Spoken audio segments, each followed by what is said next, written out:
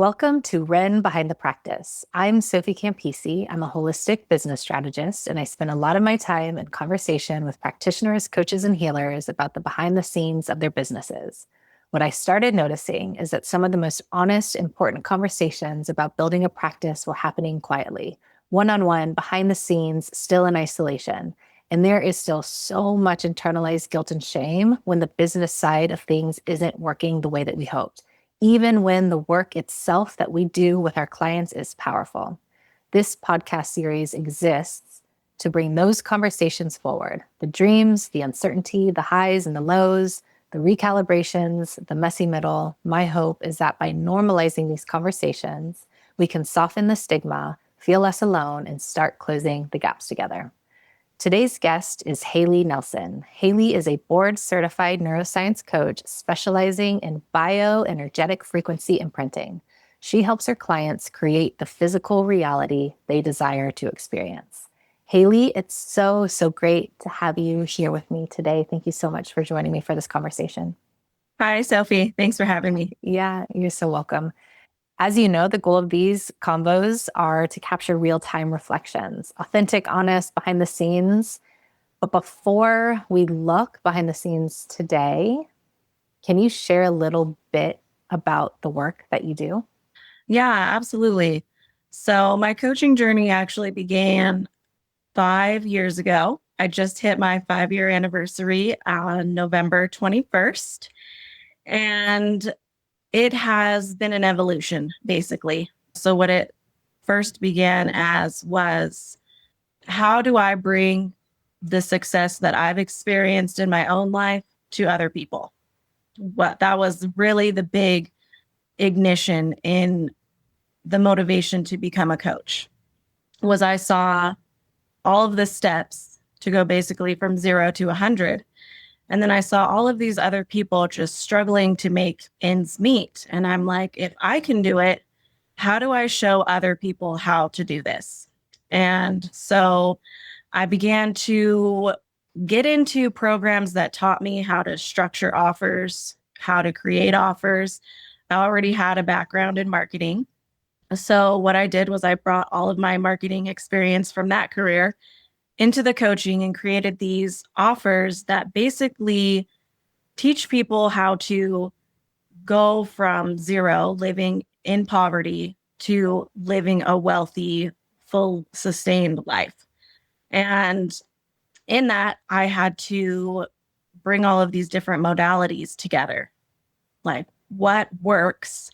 And then I had to challenge that myself. And then through that process, I discovered that frequency imprinting and working with the nervous system and the subconscious mind and the developed imagination was really what brought concrete results, foolproof, basically, results. And then I streamlined that into a process that people could implement into their lives with ease, because the struggle so many times was the maintenance of holding the emotion, holding the vision, holding and sustaining the affirmation of the superficial level when we are all living life on earth, which is really difficult and hard.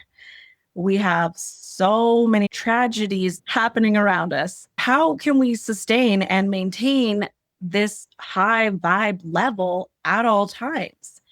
And a lot of times people, especially coming from extremely traumatic backgrounds that have caused them to fall into such deep levels of poverty, these things you can't just superficially be like, oh, I'm okay today, and say an affirmation on the surface level and actually have it go deep enough to change your outer reality. So in creating these different methodologies and strategies and practices, I found that if we can imprint the person down to a cellular molecular level, because we are essentially all water, comprised of water, and water actually carries the vibration further. So if we can imprint ourselves with what I call quantum frequencies, as well as imprinting the vision into the subconscious mind through the quantum mind and developing our imagination, through that pairing, the success rate skyrocketed for people because they could have the superficial things happening to them in their outer world. Like, how many of us go out in really bad traffic? And even just the driving habits and behaviors of others can set us off, especially if we had a rough morning, if we didn't get enough sleep, if our nourishment levels are down, like we missed breakfast or something, any little trigger can set a person's state off. That can alter their emotional state. So if you're trying to manifest and create and produce in your outer reality just based on these superficial emotional states, that is why people are failing.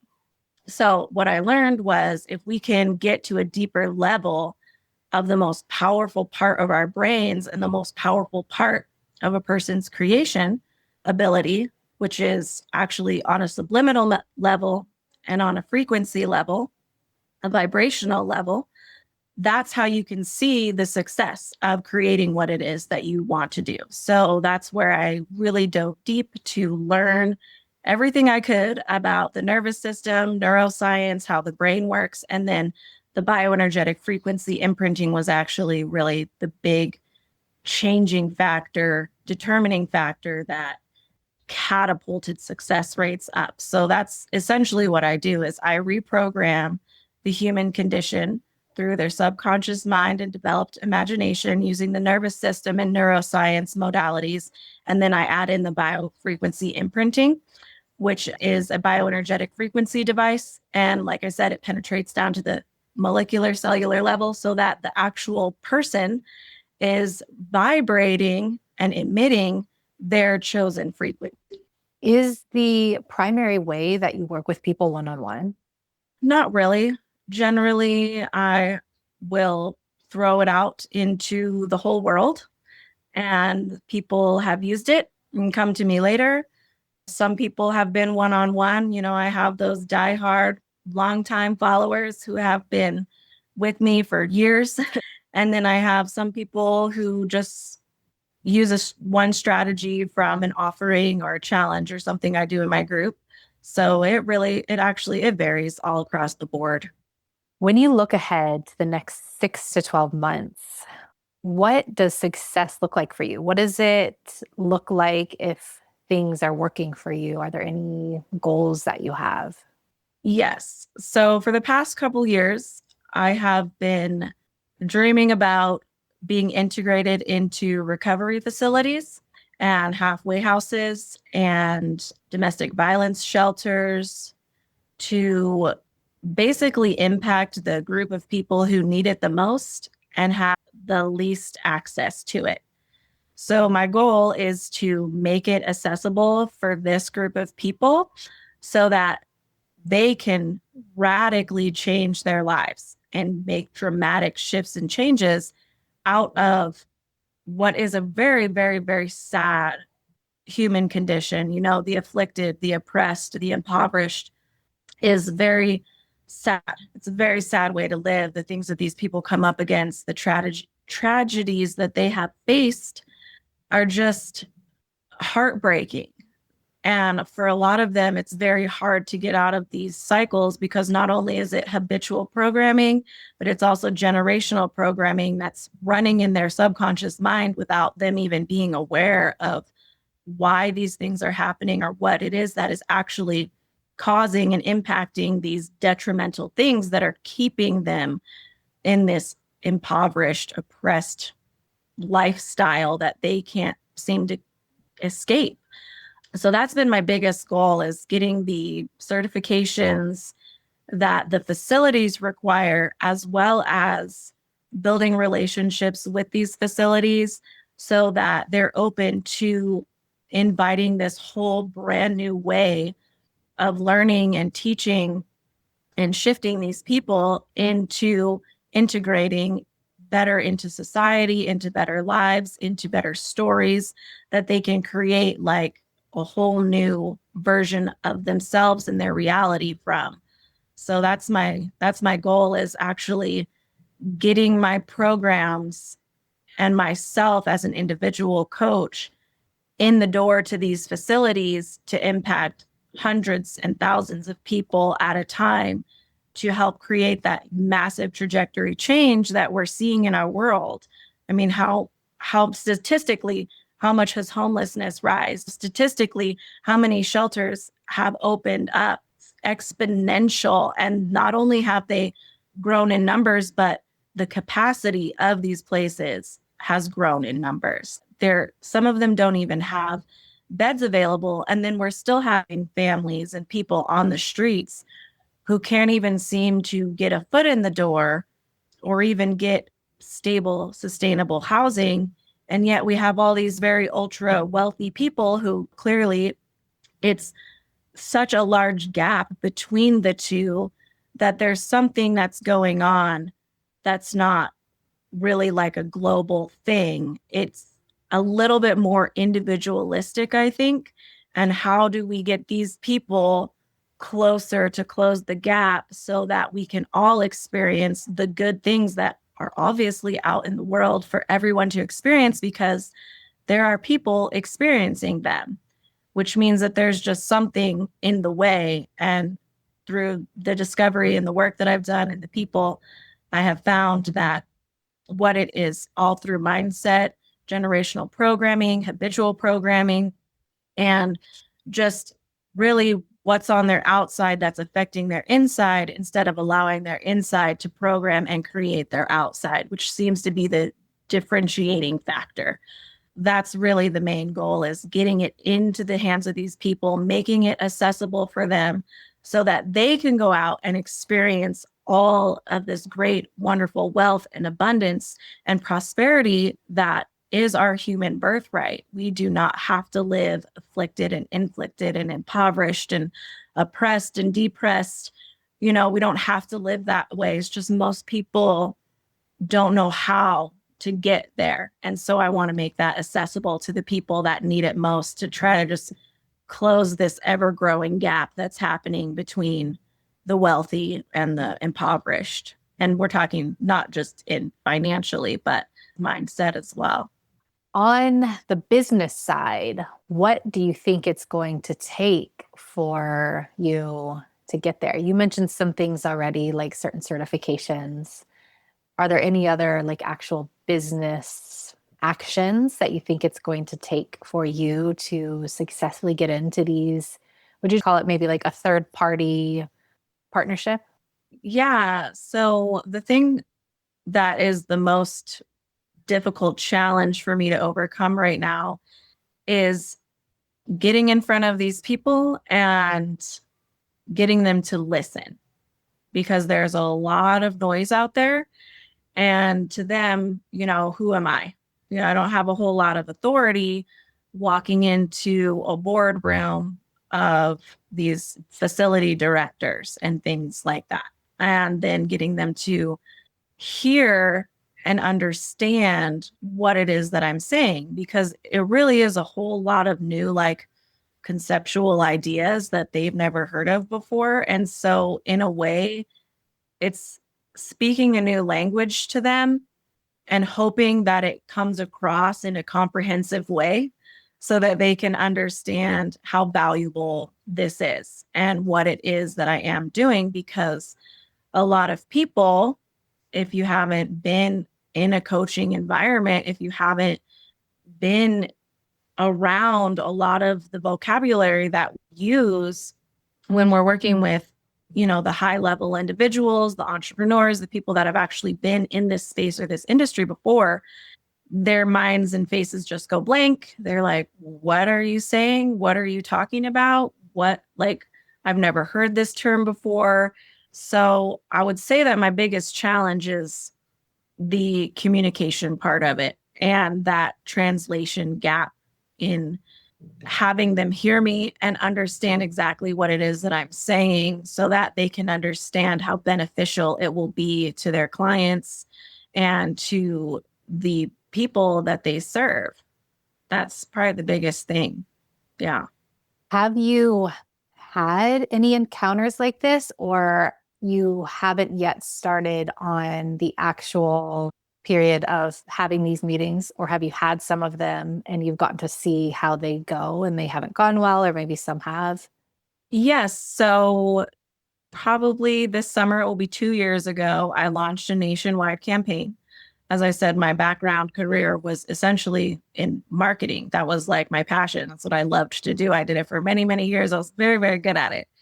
And when I decided to start creating my own products, I used those marketing strategies to create a nationwide marketing campaign. And through that marketing campaign, I was able to connect with, this is really hilarious, actually, all the facilities that happened to open up in my home city, which is Colorado Springs, Colorado. So through the whole nationwide campaign, I think I probably sent material out and contact out to maybe around 150 to 200 facilities and nonprofits and different organizations across the northern, eastern, Midwestern, I think they call it, even though it's northeast portion of the United States, because that's where the need at the time was. And it ended up bringing me back to my home city where there was a flood of sober living houses, facilities, halfway houses that all just popped up everywhere in my own city. And thankfully, I already had enough of a connection there and, enough of a face because I am kind of a little bit of a public figure there, not a huge amount, but enough that people know who I am, that when they started hearing about what I was doing, I was able to tell them and actually started marketing myself in my own home city, which was very strange to me because I would have never thought that doing a nationwide marketing campaign and going in different places of the country would bring me right back to my hometown, which the issue there exploded exponentially. Colorado Springs is a very beautiful city. We never really had a whole lot of issues with homelessness and all of this, and it just absolutely exploded. And they started funneling people in through an organization there from different states as well. Some of these states that I had been trying to contact.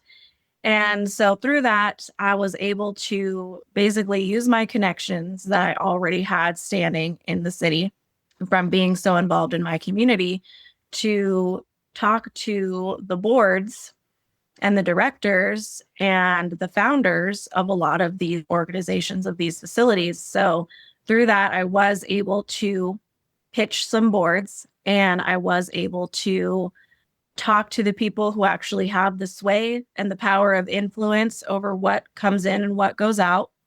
And they did make me an offer to come in and begin to teach in an incubator setting because it is such new material, so many new concepts to a small group of the demographic just to kind of see what catches on, how big of an impact it's going to make, and what kind of actual transitional change are we going to be able to reach. So I have been able to get my foot in the door in a few places. Yes, I have been able to pitch quite a few boards at this point. Yes. So far, I've had 3 in the city of Colorado Springs say yes. And it's just going on from there because 1, I don't live there anymore. And 2, I just had a baby. So everything has been put a little bit on the back burner. But I'm hoping that through my goals over the next, like you said, 6 to 12 months, that I can not only get integrated there, but actually have the case studies and the data and the evidence that what I'm doing does work for this group of people. And they are seeing that transformational change. And it is lasting because that's the whole thing is they white knuckle it and then they have to relapse. And it's like this horrible cycle and no one ever gets actually up and over the big hump. And if they do, it's a very, very small amount of people. And we want to grow that number. So my hopes is that I can get into more boards, more facilities, and be able to expand nationwide across the country. So it's just kind of taking the steps in the process and getting the name out there, getting the results out there, and essentially getting the reputation of the person who can do this so that I do build that authority. So when I walk into these other boardrooms with these other facilities who may not know who I am, they'll be more willing to listen. So it sounds like you have a great start, and the hardest parts are general lack of education, which we see in institutions when the decision makers aren't necessarily the subject matter experts, that disconnect Yeah, between the user and the buyer, the decision maker, right? Someone's going to make the decision, someone else is actually the intended recipient. And also an institution where data probably rules. absolutely. But yeah, sounds like you have a really great head start on that. I love the Yeah. way that you frame that with your vocabulary too. Yeah. Can I borrow those? Yes. Yes. Okay, thank you. So rounding out our conversation, if this doesn't happen, as in your specific goals of getting into the institutions or just more general success and flow with your specific practice in your business and the specific campaigns that you are forwarding, if it doesn't happen, if it doesn't work, what are the costs of that? Oh boy, they're huge. The costs of that are absolutely huge because essentially we're talking about a human life. And that is one thing that I have kept at the forefront of everything that I'm doing. That every day that this is hindered, every day that this is delayed, could essentially cost another human life, which to me is the most valuable thing on this entire planet is a human. And in the day and age that we're living in, we've become very dehumanized. And things, the value of things and materialistic objects, materialism and cars and just all of these things that are essentially disposable trash are being elevated to this high value, and human beings, people, are being discarded as the trash. And that to me is the most heartbreaking thing that could happen in a society, in a community, anywhere, is that the human will be devalued in such a way that they are being discarded, and that objects and materialistic things are being exalted to such a high value that they're being what is focused on and essentially cherished. And that to me is such a backwards way. So the cost to me is the human potential, the human life. What if this person was treated sacred as they are, if they were conditioned to be able to reach the full capacity of their potential, which we still haven't even seen yet, just how great we can be, that's the cost. And essentially, in that, what if that person was the next person to create the greatest technological advance we have to fix our environmental issues? What if that person was the next person that was going to reach the levels that are going to eradicate some of the worst diseases that we're facing? You know what I'm saying? Like, everything that comes about onto this earth comes through humans. If you think about it, anything that is created, any solid thing, anything utensil we use, everything, even when we talk about institutions, schools, their programs, their curriculum, vitamins, books, dishware, every single thing you could think of that exists in our world was created by humans. So if you think about it, that's the cost. Everything. It's literally everything. So that's what I keep at the forefront is, if this does not come to fruition, we're talking about generational change, generational impact. We're talking about the entire future of our entire planet that is at stake here. And I don't ever say if I were to fail, because my only option is to succeed. The cost for me too has been everything as well. I've given up everything to pursue this.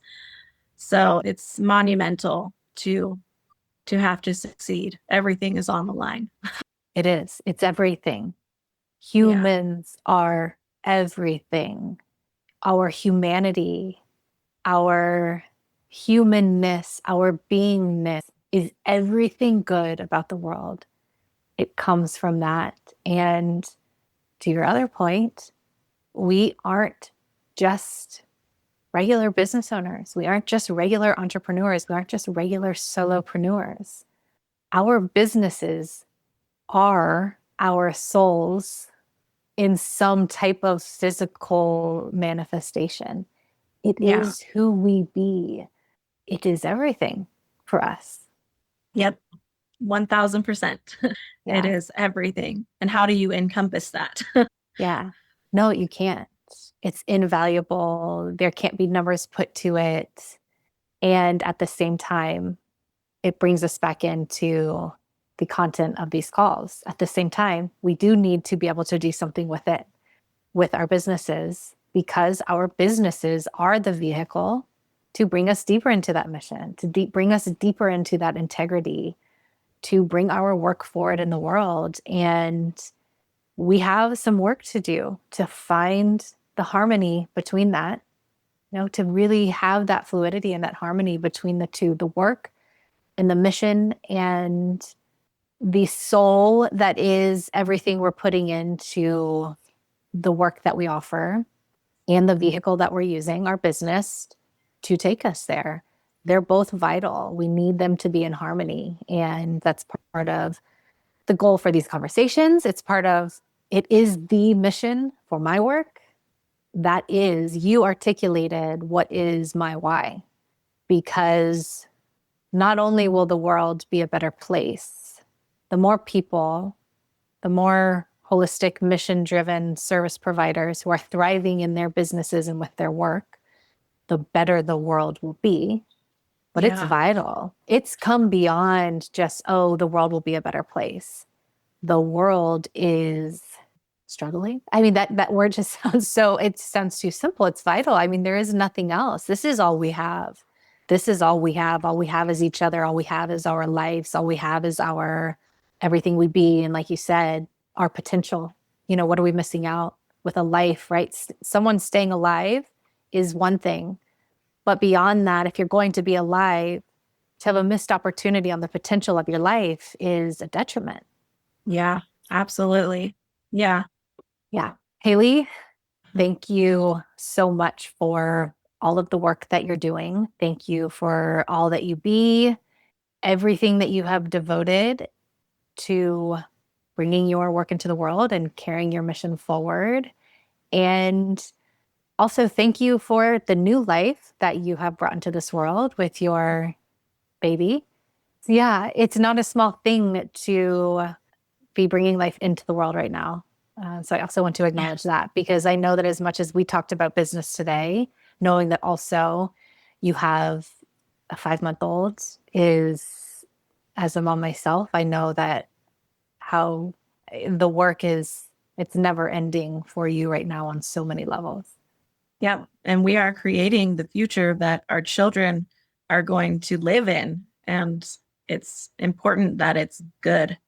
Yeah, absolutely. Thank you so much. And for those of you who are listening, if any part of this resonated, I'm so happy that you're here. You're in the right place. Please reach out. I want to hear from you. I want to connect with you. And if you want to reach Haley directly, her email address and her links are in the show notes.